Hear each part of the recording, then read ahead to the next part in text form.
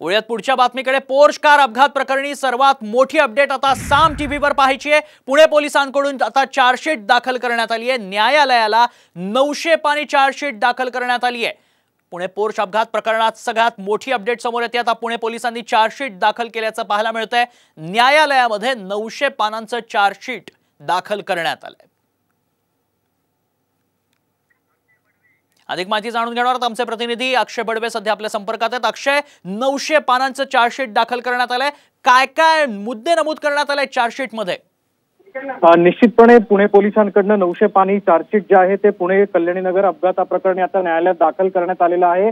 आपल्याला सगळ्यांना माहिती की 19 मेला अपघात झाला होता, ज्यामध्ये 2 अभियंत्यांचा मृत्यू झाला होता।